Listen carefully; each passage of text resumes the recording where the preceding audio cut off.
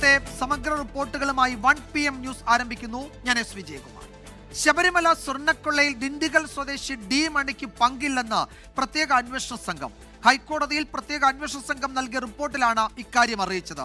തന്നെ കൊടുക്കാൻ മനഃപൂർവ്വം ശ്രമം നടന്നുവെന്ന് ഡി മണി 24നോട് പ്രതികരിച്ചു. വിവരം കൈമാറിയ വ്യവസായി നിലപാടിൽ ഉറച്ചു നിൽക്കുകയാണെന്ന് കോൺഗ്രസ് നേതാവ് രമേശ് ചെന്നിത്തല പറഞ്ഞു. കേസിൽ മുൻ ദേവസ്വം സെക്രട്ടറി എസ് ജയശ്രീയെ SIT തിരുവനന്തപുരത്ത് ചോദ്യം ചെയ്തു. രമേശ് ചെന്നിത്തല സൂചിപ്പിച്ച പ്രവാസി വ്യവസായിയുടെ മൊഴിയുടെ അടിസ്ഥാനത്തിലായിരുന്നു ഡി മണിയെ കേന്ദ്രീകരിച്ച അന്വേഷണം. ചെന്നൈയിലും ഡിണ്ടിഗലിലും വരെ പരിശോധന നീണ്ടു. എന്നാൽ സ്വർണ്ണക്കൊള്ളയിൽ ഡി മണിക്ക് പങ്കില്ല എന്നാണ് SIT വിലയിരുത്തൽ. ഹൈക്കോടതിയിൽ സമർപ്പിച്ച റിപ്പോർട്ടിലാണ് പരാമർശം. പ്രവാസി വ്യവസായിയുമായുള്ള ബന്ധം തെളിയിക്കാൻ കഴിഞ്ഞില്ല. ഡി മണി തലസ്ഥാനത്ത് വന്നതിൽ ദുരൂഹതയില്ല. തിരുവനന്തപുരത്ത് വ്യക്തിപരമായ കാര്യത്തിലാണ് വന്നതെന്നും SIT കണ്ടെത്തി. அதாவது எதுவும் இல்லை, அவர் மாற்றி பண்ணிட்டாங்க. அது வந்து அவங்களும் எதுவும் என்னை டீச் பண்ணல, நல்லா ரொம்ப மரியாதையா ரொம்ப நீட்டா டீச் பண்ணாங்க. இது ஏதோ தப்பு நடந்துச்சு அவ்வளவுதான். ஆனா எனக்கும் இதுக்கு எந்த சம்பந்தமே இல்ல, அது மட்டும் போட்டுருக்கேன். ஒரு விவசாயி தான் உங்களோட பேரை சொல்லிடுச்சு. அந்த விவசாயியாயிட்டு உங்களுக்கு ஏதாச்சும் கனெக்ஷன் இருக்கா? உங்களுக்கு ஏதாவது செக் பண்ணுங்க, அதாவது இருக்கான்னு செக் பண்ணுங்க. இப்ப நான் வந்து என்னோட தம்பி, என்னோட பிரதர், நீங்க உங்களை தப்பு சொன்னா நீங்க உங்களை தப்புன்னு சொல்ல முடியுமா? அது நான் சும்மா சொல்லிட்டு போயிடலாம். നേരത്തെ പറഞ്ഞതിൽ വിദേശ വ്യവസായി ഉറച്ചു നിൽക്കുന്നുവെന്നും ശബരിമലയിലെ സ്വർണം എവിടെയെന്ന് SIT മറുപടി പറയണമെന്നും രമേശ് ചെന്നിത്തല. എവിടെയാണ് ഈ സ്വർണ്ണം? എവിടെ പോയി ഈ സ്വർണ്ണം? എവിടെ? തൊണ്ടി മുതൽ എവിടെ? അത് ഇതുവരെ SIT പറയുന്നില്ലല്ലോ. ഗോവർദ്ധന്റെ കയ്യിലുള്ള 300 ഗ്രാം അല്ലല്ലോ ആ സ്വർണം. ആളുകളെ അറസ്റ്റ് ചെയ്യുന്നതോടൊപ്പം തന്നെ തൊണ്ടി മുതൽ കണ്ടെത്തണ്ടേ? കേസിൽ തിരുവിതാംകൂർ ദേവസ്വം മുൻ സെക്രട്ടറി എസ് ജയശ്രീ ഇന്ന് രാവിലെയാണ് SITക്ക് മുന്നിൽ ഹാജരായത്. കോടതി ജയശ്രീക്ക് മുൻകൂർ ജാമ്യം നൽകിയിരുന്നു. കോടതി നിർദ്ദേശപ്രകാരമാണ് ഇന്ന് ജയശ്രീ ചോദ്യം ചെയ്യലിന് ഹാജരായത്. 24 തിരുവനന്തപുരം. ശബരിമല സ്വർണ്ണക്കൊള്ളയിൽ തിരുവിതാംകൂർ ദേവസ്വം ബോർഡ് മുൻ അധ്യക്ഷനെ പത്മകുമാറിനെതിരെ ഗുരുതര പരാമർശങ്ങളുമായി കൊല്ലം വിജിലൻസ് കോടതി. വേലി തന്നെ വിളവ് തിന്നു എന്ന് ജാമ്യാപേക്ഷയെ തള്ളിയ ഉത്തരവിൽ പരാമർശം. അതിനിടെ കേസിൽ സ്വർണ്ണപ്പാളികളുടെ ശാസ്ത്രീയ പരിശോധനാ ഫലം ഉടൻ പുറത്തു വന്നേക്കും. പത്മകുമാറിന്റെ ജാമ്യാപേക്ഷ തള്ളിക്കൊണ്ട് ഗുരുതര പരാമർശങ്ങളാണ് കൊല്ലം വിജിലൻസ് കോടതി നടത്തിയത്. പത്മകുമാർ ക്രിമിനൽ ഗൂഢാലോചന നടത്തി. തന്ത്രിയുടെ അഭിപ്രായം അവഗണിച്ച് പാളികൾ കൊടുത്തുവിട്ടു. വേലി തന്നെ വിളവ് തിന്നെന്നും കോടതി നിരീക്ഷിച്ചു.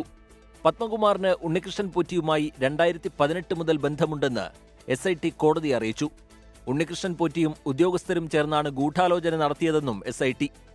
പത്മകുമാറിന്റെ അക്കൗണ്ട് മരവിപ്പിക്കുമെന്നും അന്വേഷണ സംഘം അറിയിച്ചു. അതിനിടെ പത്മകുമാർ, ബെല്ലാരിയിലെ സ്വർണ്ണ വ്യാപാരി ഗോവർദ്ധൻ, മുരാരി ബാബു എന്നിവരുടെ ജാമ്യാപേക്ഷ പരിഗണിക്കുന്നത് തിങ്കളാഴ്ചത്തേക്ക് മാറ്റി. മുരാരി ബാബുവിന്റെ പുതിയ ജാമ്യഹർജിയിൽ SITയോട് ഹൈക്കോടതി മറുപടി തേടി. VSSCയിൽ അയച്ച സ്വർണ്ണ ഉരുപ്പടികളുടെ ശാസ്ത്രീയ പരിശോധനാഫലം ഇന്നോ നാളെയോ SITക്ക് ലഭിക്കും. 24 തിരുവനന്തപുരം. ജമാഅത്തെ ഇസ്ലാമി വിവാദ പരാമർശത്തിൽ AK ബാലനെ തള്ളാതെ CPIM. ചോദ്യങ്ങളിൽ നിന്ന് സംസ്ഥാന സെക്രട്ടറി MV ഗോവിന്ദൻ ഒഴിഞ്ഞുമാറി. ജമാഅത്തെ ഇസ്ലാമിക്കെതിരെ പറയുന്നത് കലാപാഹ്വാനമല്ല എന്നാണ് LDF കൺവീനറും CPM കേന്ദ്ര കമ്മിറ്റിയുമായ TP രാമകൃഷ്ണന്റെ ന്യായീകരണം. CPM നേതൃത്വത്തിന്റെ അറിവോടെയാണ് AK ബാലന്റെ പരാമർശമെന്ന ആരോപണം പ്രതിപക്ഷം ഇന്നും ആവർത്തിച്ചു. UDF അധികാരത്തിലെത്തിയാൽ ആഭ്യന്തര വകുപ്പ് ജമാഅത്തെ ഇസ്ലാമി കൈകാര്യം ചെയ്യുമെന്നും അതോടെ പല മാറാടുകൾ ആവർത്തിക്കുമെന്ന AK ബാലന്റെ പരാമർശമാണ് വിവാദങ്ങൾ ആളിക്കത്തിച്ചത്. എന്നാൽ പരാമർശം തള്ളാൻ CPIM നേതൃത്വം തയ്യാറായില്ല.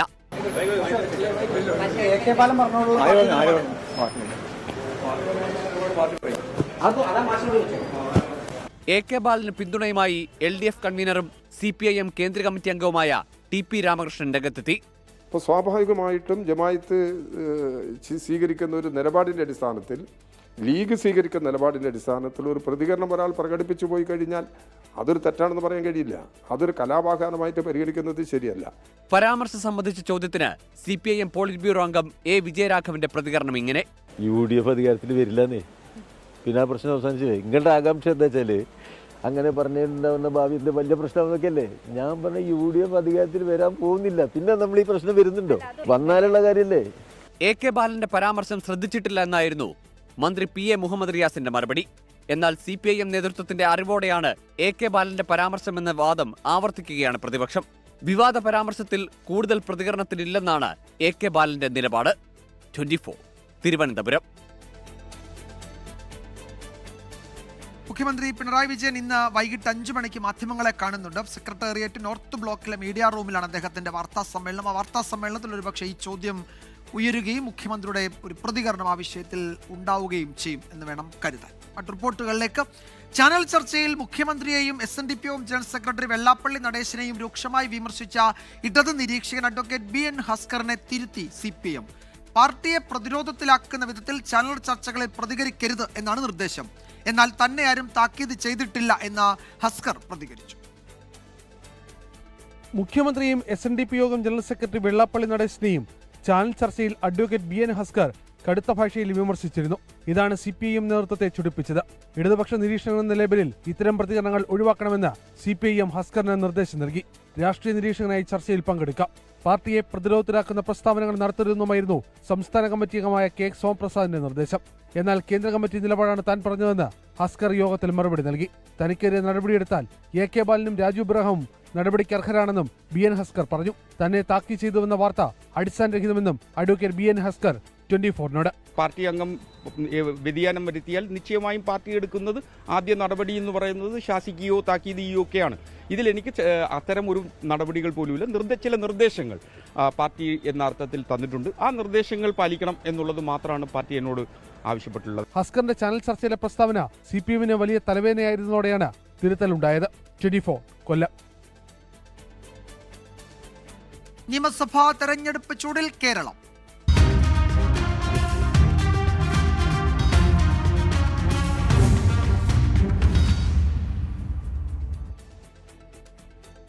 നിയമസഭാ തെരഞ്ഞെടുപ്പിന് മുന്നോടിയായി പ്രവർത്തന ശൈലിയിൽ അടിമുടി മാറ്റം വരുത്താൻ മുഖ്യമന്ത്രി പിണറായി വിജയൻ. പ്രവർത്തന ശൈലിയിലും പൊതുപ്രതികരണങ്ങളിലും സമീപനം മാറ്റും. നിയമസഭാ തെരഞ്ഞെടുപ്പിൽ വികസന നേട്ടങ്ങൾക്കൊപ്പം രാഷ്ട്രീയവും ഉന്നയിക്കുക എന്നതായിരിക്കും LDFന്റെ പ്രചാരണ തന്ത്രം.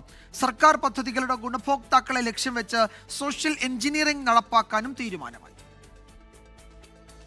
10 കൊല്ലമായ സർക്കാരിനെതിരെ ഉണ്ടായേക്കാവുന്ന തരത്തിലുള്ള ഭരണവിരുദ്ധ വികാരം ഇല്ലെന്നാണ് CPIMന്റെ വിലയിരുത്തൽ.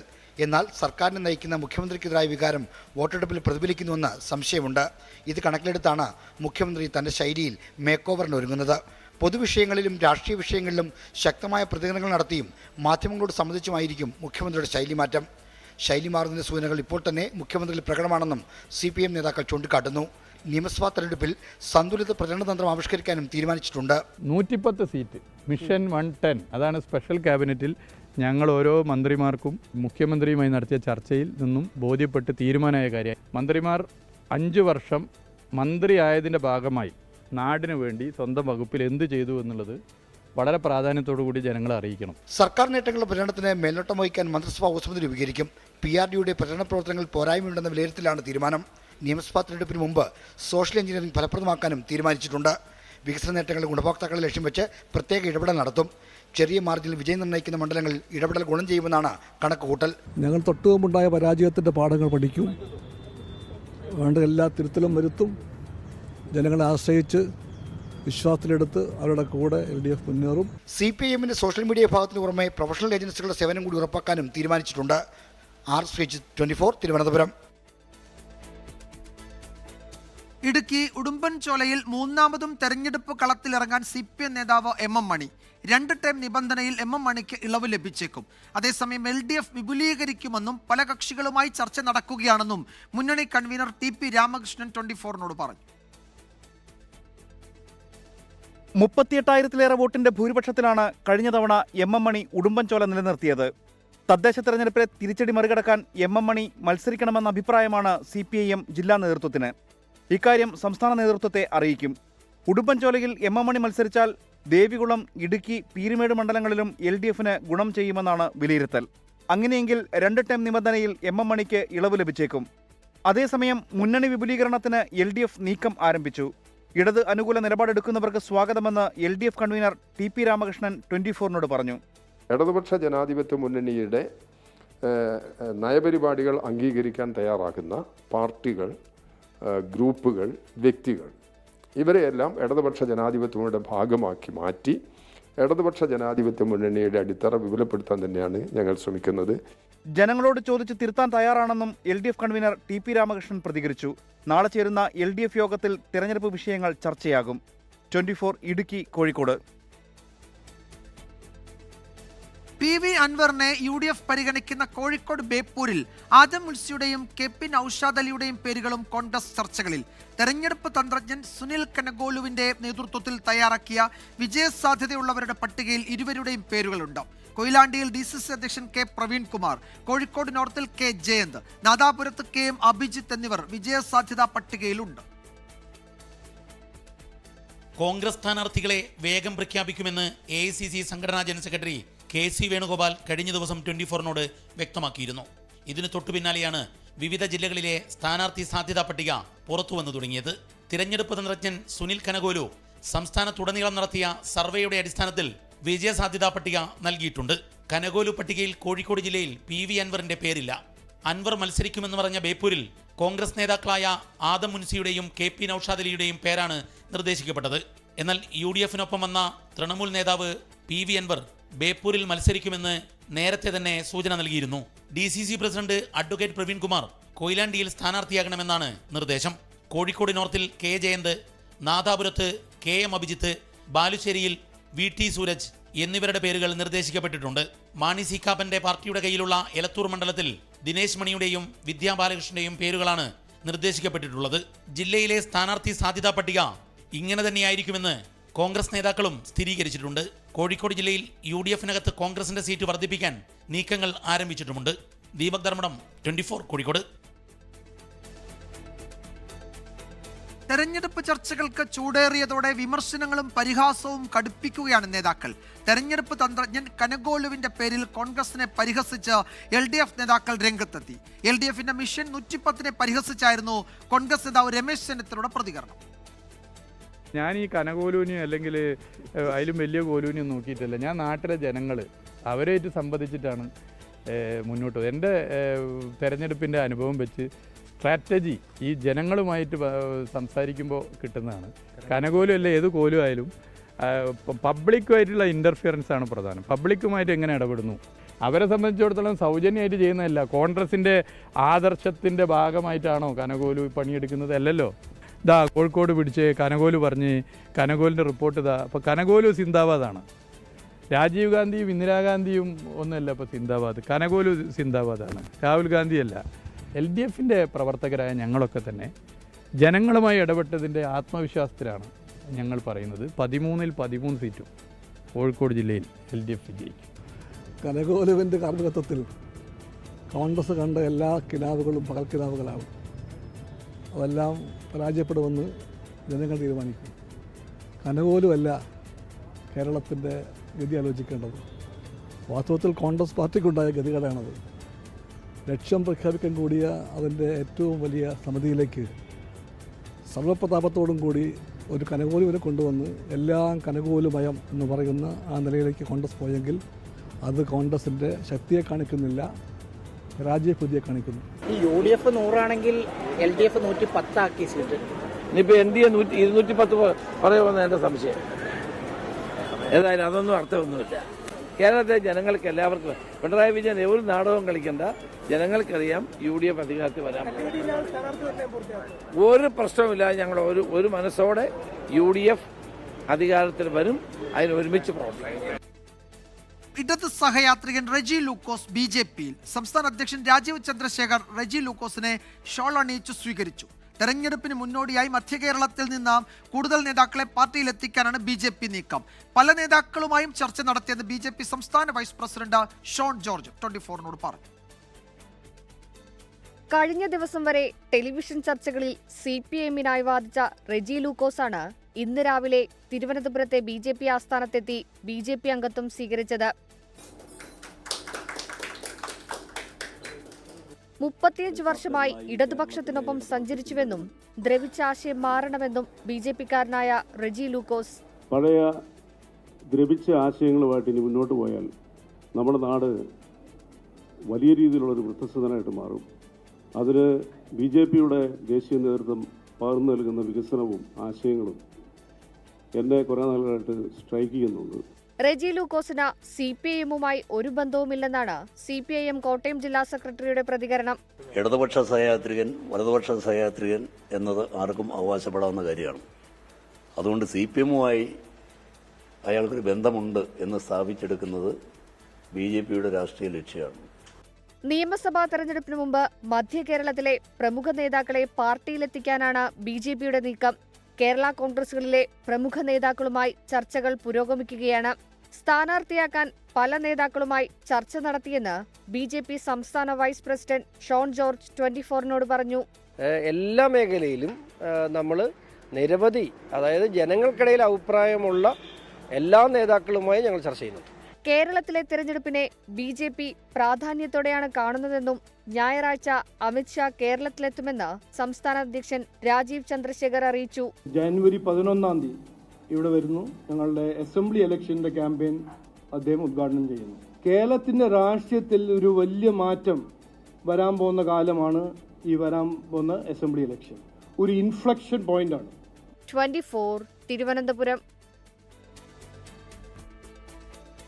പാലക്കാട് മണ്ഡലത്തിൽ നടൻ ഉണ്ണി മുകുന്ദൻ ഉൾപ്പെടെയുള്ളവരെ സ്ഥാനാർത്ഥിയാക്കാൻ ആലോചിച്ചു BJP.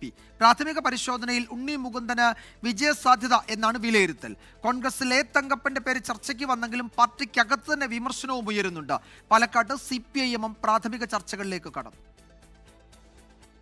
രാഹുൽ മാങ്കൂട്ടത്തിനെതിരായ പീഡന പരാതികളുടെ പശ്ചാത്തലത്തിൽ 3 പാർട്ടികൾക്കും ഒരുപോലെ നിർണായകമാണ് പാലക്കാട് മണ്ഡലം. BJPക്ക് സ്വാധീനമുള്ള മണ്ഡലത്തിൽ രാഹുൽ വിരുദ്ധ വികാരവും ഭരണവിരുദ്ധ വികാരവും അനുകൂലമാക്കാനാണ് BJPയുടെ നീക്കം. നടൻ ഉണ്ണി മുകുന്ദനെ സ്ഥാനാർത്ഥിയാക്കാനുള്ള ചർച്ചകൾ പാർട്ടിക്കുള്ളിലുണ്ട്. വിജയസാധ്യത പഠിക്കാൻ BJP നിയോഗിച്ച ഏജൻസിയാണ് ഉണ്ണി മുകുന്ദന്റെ സ്ഥാനാർത്ഥിത്വം പ്രവചിച്ചത്.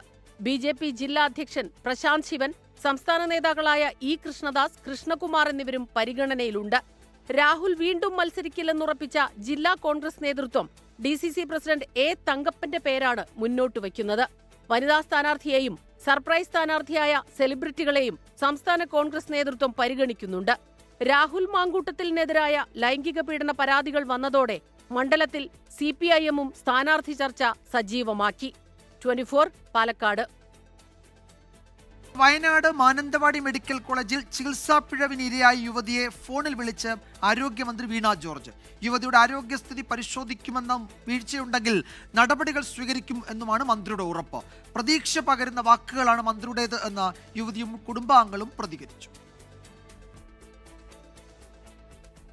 പ്രസവശേഷം ശരീരത്തിൽ തുണിക്കെട്ട് കുടുങ്ങിയത് മൂലം ഗുരുതരമായ ആരോഗ്യ പ്രശ്നം നേരിടേണ്ടി വന്ന യുവതിയെ ആരോഗ്യമന്ത്രി വീണ ജോർജ് ഫോണിൽ വിളിച്ചു. ഒപ്പമുണ്ടെന്ന് ഉറപ്പു നൽകി.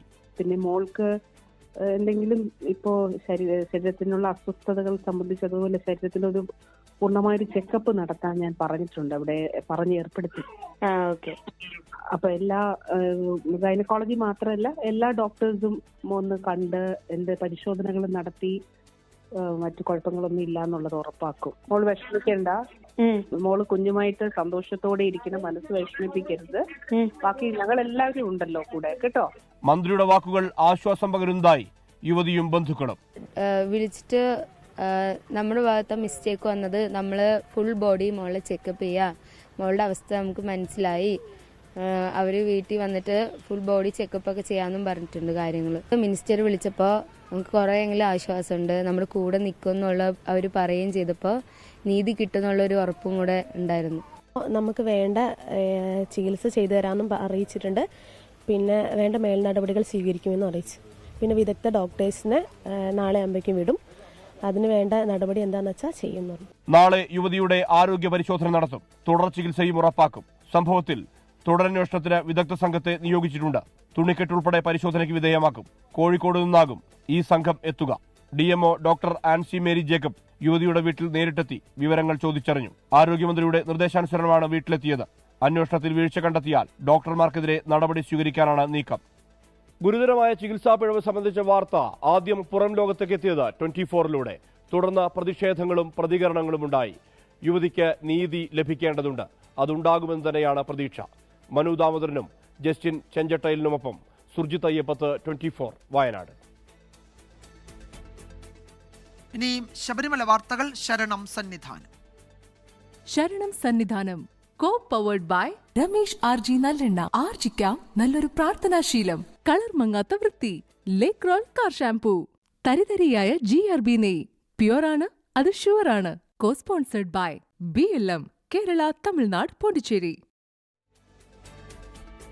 സന്നിധാനത്ത് ഭക്തജന തിരക്ക് തുടരുകയാണ്. ഉച്ചവരെ 50,000-ത്തിലധികം പേർ ദർശനം നടത്തി. നിലയ്ക്കലിലും പമ്പയിലും നിയന്ത്രണങ്ങളോടുകൂടിയാണ് ഭക്തരെ മല ചവിട്ടാൻ അനുവദിക്കുന്നത്. മരക്കൂട്ടത്തും ശബരിപീഠത്തിലും പോലീസിന്റെ നിയന്ത്രണങ്ങൾ തുടരുകയാണ്. 14-നാണ് മകരവിളക്ക്. ലോകത്തെവിടെയായാലും ഏത് സമയത്തും 24 വാർത്തകളും ഓഗ്മെന്റഡ് റിയാലിറ്റി പാക്കേജുകളും എക്സ്പ്ലെയിനറുകളും വിശദമായി കാണാൻ ഞങ്ങളുടെ യൂട്യൂബ് ചാനൽ നിങ്ങൾക്ക് സബ്സ്ക്രൈബ് ചെയ്യാം.